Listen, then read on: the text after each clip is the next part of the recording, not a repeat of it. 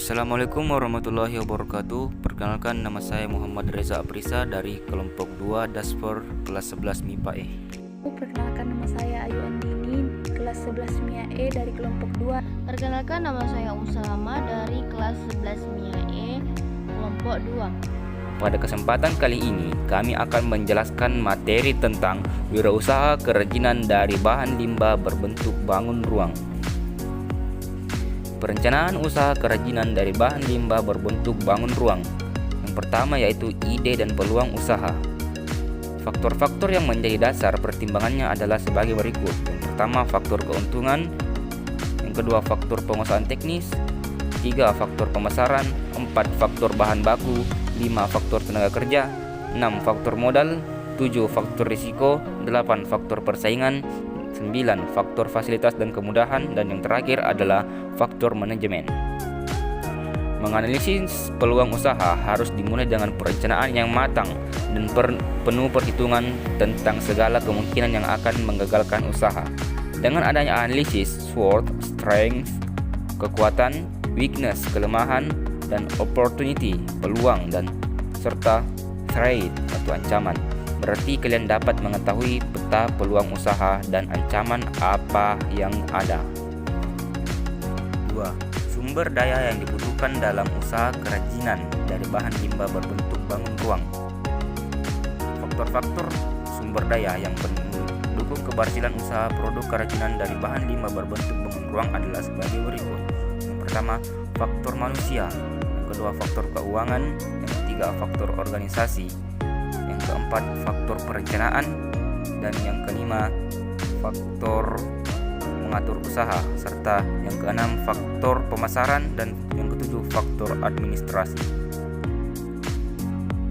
Yang ketiga, perencanaan administrasi usaha kerajinan dari bahan limbah berbentuk bangun ruang.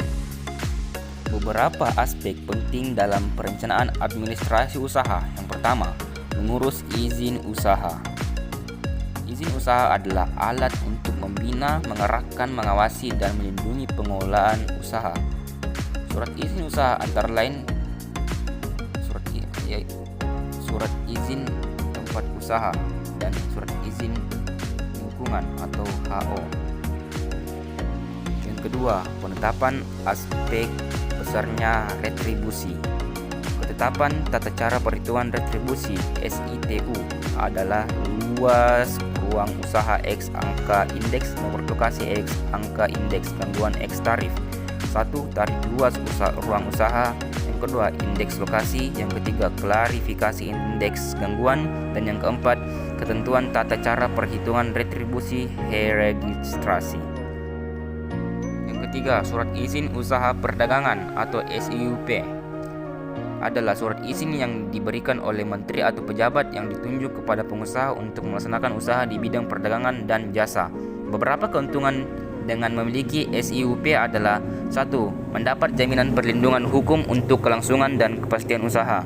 Yang kedua, mempermudah dalam proses pengajuan kredit kepada perbankan atau lembaga keuangan.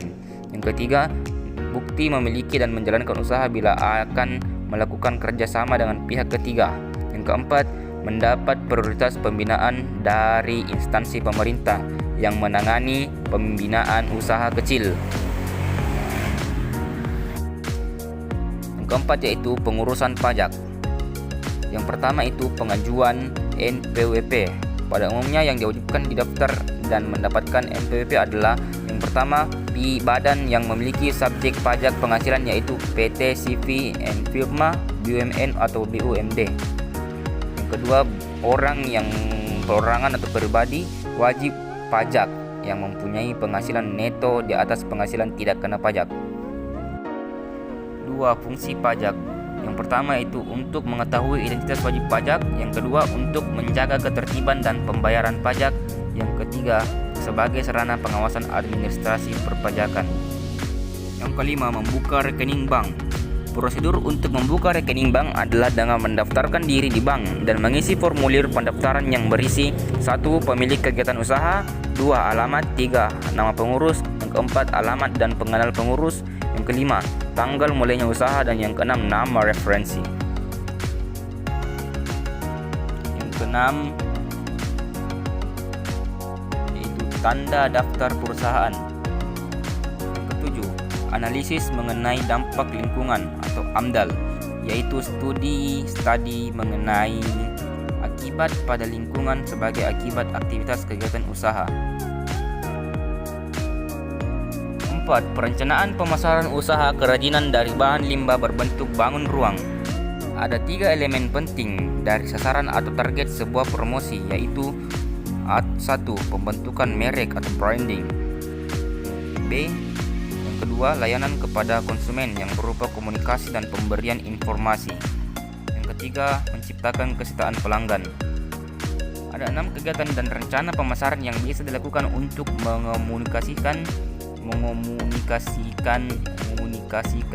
produk dan merek usaha, yaitu sebagai berikut. 1. Penjualan personal atau personal selling adalah bentuk komunikasi yang menggunakan media individu. Sistem komunikasi antara perusahaan dan konsumen dilakukan oleh tenaga penjual atau wiraniaga. Kedua itu iklan atau advertising. Iklan adalah komunikasi produk melalui media yang tidak dapat dilakukan secara individu atau program. Yang ketiga, promosi atau penjualan, sales promotion. Promosi digunakan untuk memasarkan dan mengomunikasikan pesan produk Anda kepada calon konsumen. Yang keempat, publikasi atau publication, yang mencakup pengaturan komunikasi massa di luar iklan dan promosi penjualan.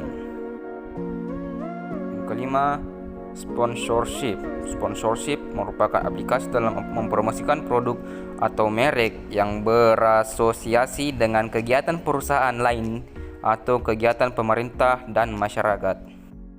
Yang keenam, komunikasi di tempat konsumen yang akan membeli atau point of purchase. Yang ketujuh, komunikasi dengan sistem. Ini bertujuan untuk mempengaruhi seseorang pada saat orang tersebut akan mengambil keputusan untuk membeli sebuah produk. Sekian dari saya. Selanjutnya akan dilanjutkan oleh Saudari Andini. Saya akan melanjutkan materi yang dibaca oleh Saudara Muhammad Reza, yaitu bagian B, sistem produksi usaha kerajinan dari bahan limbah berbentuk bangun ruang. 1. Aneka produk kerajinan dari bahan limbah berbentuk bangun ruang. Kerajinan pada awalnya merupakan budaya tradisional yang kini menjadi komoditi negara yang dapat meningkatkan devisa. Berikut beberapa produk kerajinan dari bahan limbah berbentuk bangun ruang. A. Kerajinan dari limbah bunga kering. B. Kerajinan dari limbah tempurung kelapa. C. Kerajinan dari limbah kayu. D. Kerajinan dari limbah akar bambu. E. Kerajinan dari limbah tulang ikan. F. Kerajinan dari limbah kulit kerang. G. Kerajinan dari limbah botol plastik.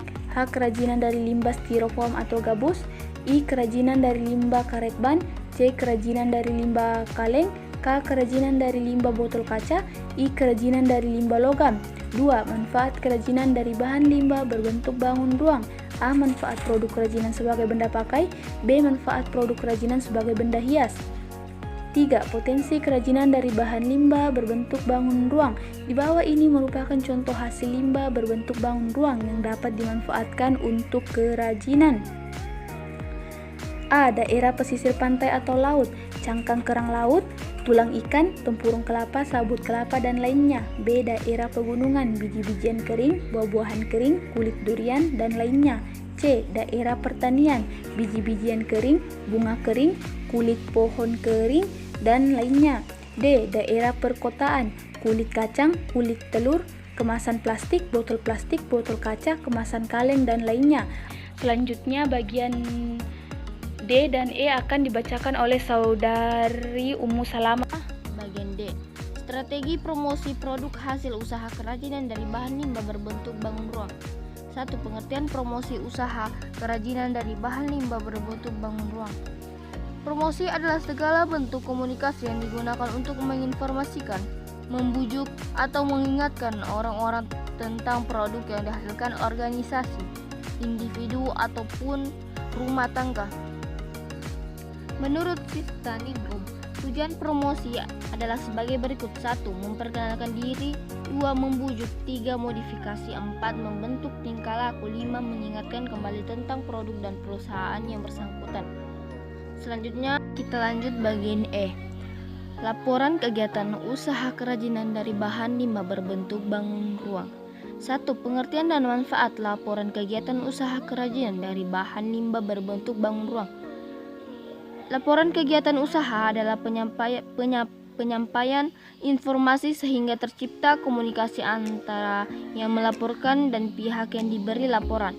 Laporan pelaksanaan kegiatan hendaknya bersifat komunikatif, jelas, dan mudah dipahami oleh semua pihak. Sekian dari pembacaan materi dari kelompok kami. Kurang dan lebihnya mohon dimaafkan. Wabillahi taufiq wal hidayah. Wassalamualaikum warahmatullahi wabarakatuh.